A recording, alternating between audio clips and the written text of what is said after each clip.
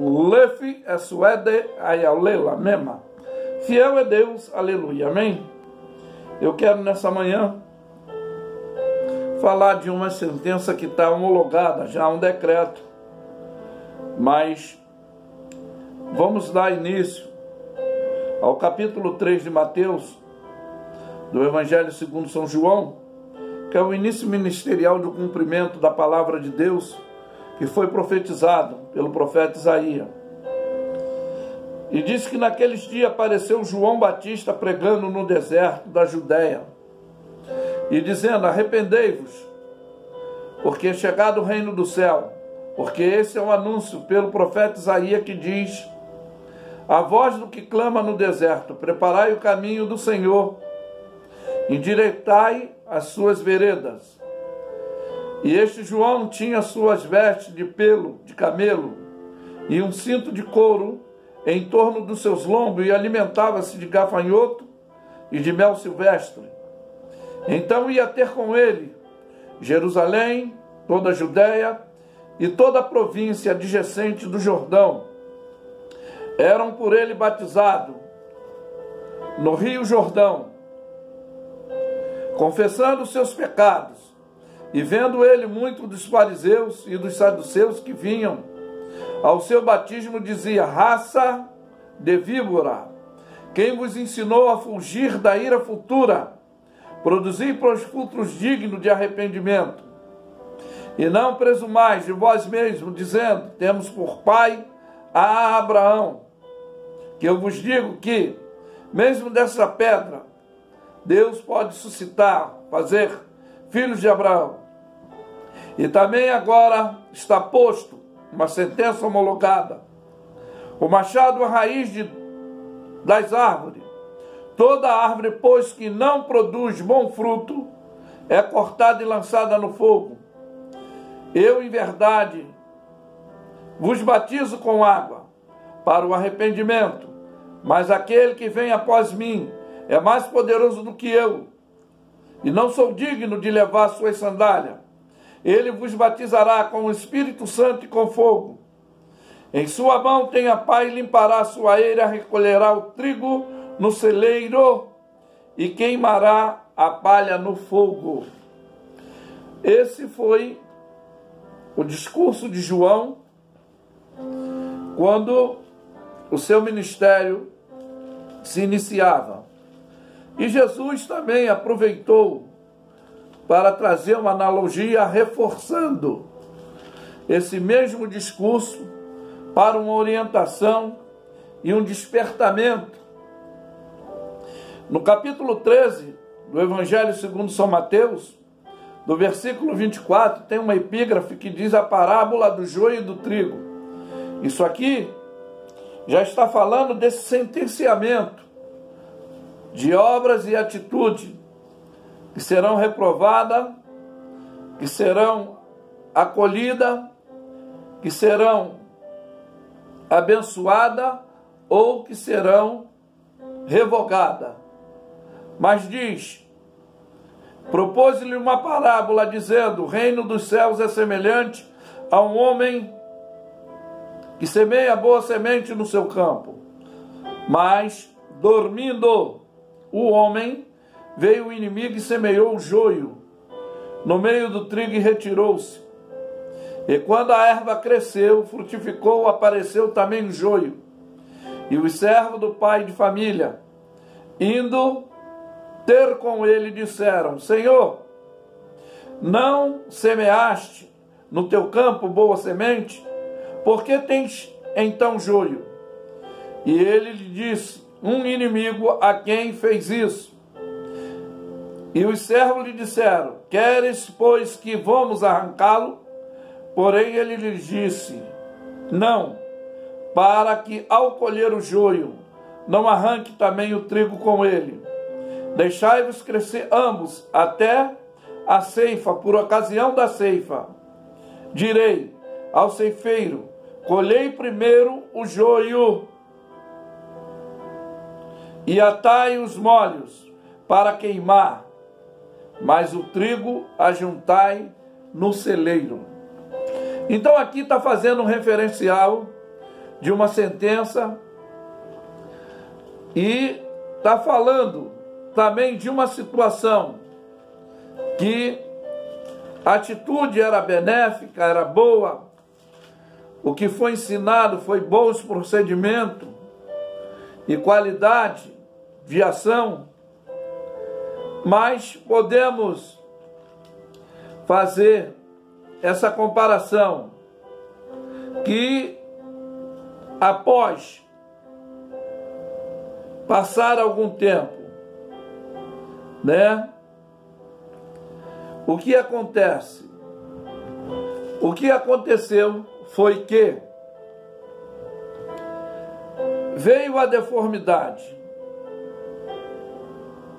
veio a distorção dos bons princípios, dos bons ensinamentos, de bom comportamento.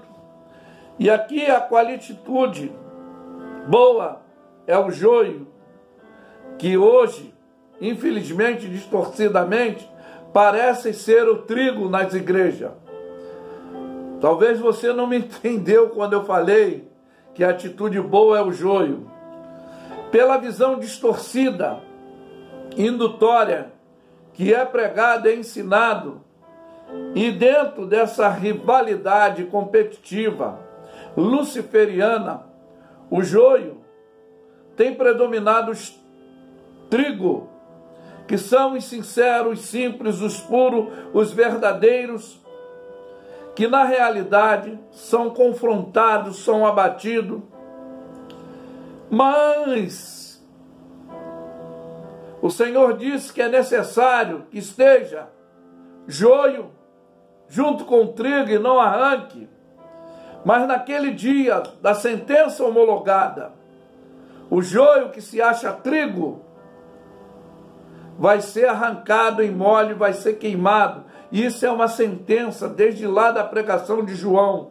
Ele tem a pá na mão e limpará a sua eira, recolherá o trigo no celeiro, ou seja, o reino do céu, o reino de paz da eternidade será o trigo, que são os crentes verdadeiros, sinceros, puros, não para os idólatras religiosos falsos, que se dizem cristãos verdadeiros, mas que distorcem o evangelho, não vivem a realidade dessa pregação, desse ensinamento, não passa, mas vivem em prol dos seus interesses, da sua arrogância, da sua futilidade, da sua perversidade.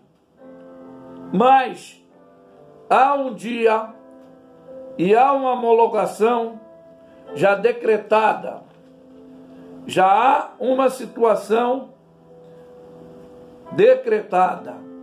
Em 1 de Pedro 4, tá? O versículo 17 e 18 vai nos dizer, nos informar, nos orientar, porque já é o tempo que comece o julgamento pela casa de Deus. Se primeiro começa por nós, qual será o fim daqueles que são desobedientes ao Evangelho de Deus? E se o justo apenas se salva, aonde aparecerá? Aonde estará? Aonde se eternizará o pecador? Aonde estará? Qual é a sentença? A sentença é o que foi falado do fogo. Alguns distorcem. Eu, na minha primeira oportunidade que fui fazer a minha capela, na minha formação teológica, o meu sermão foi mostrando e provando um distorcimento que nos anos 80 era muito falado: sou batizado com o Espírito Santo e com fogo. E eu mostrei biblicamente para alguns doutores da época e pastores, professores, colegas de classe, que aquele fogo que estava falando é essa sentença judicial Era esse juízo que estava homologado, que o fogo aí não seria um revestimento, uma capacidade, mas o fogo aí seria uma sentença já homologada de uma eternidade para aqueles que não vivem na realidade, dentro do que é pregado e ensinado esse evangelho do reino de Deus. Então, quando diz que ele tem a pá na mão, limpará a sua eira, recolherá o trigo no celeiro e a palha seria queimada, essa sentença é o fogo. Quando João diz, ele vos batizará com o Espírito Santo e com fogo, está falando da população da nação, que alguns seriam transformados, teria esse Espírito de Deus renovando o seu espírito deformativo pela indução luciferiana do pecado.